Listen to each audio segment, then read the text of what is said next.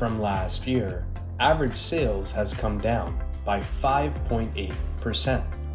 However, the average price has come up by 3.5%. For Mississauga, the number of sales was 418 units. The average price, $1.1 million, 6,263. The average selling price versus list price was 98%, and the average days on market was 21 days.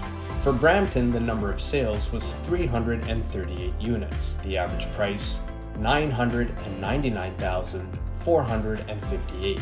The average selling price versus list price was 98%, and the average days on market was 21 days.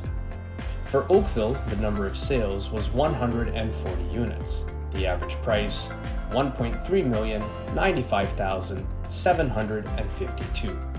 The average selling price versus list price was 98%, and the average days on market was 23 days.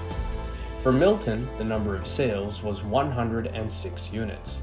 The average price, $1,036,226. The average selling price versus list price was 98%, and the average days on market was 23 days. For Burlington, the number of sales was 137 units.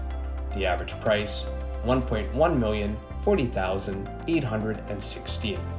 The average selling price versus list price was 97%, and the average days on market was 26 days.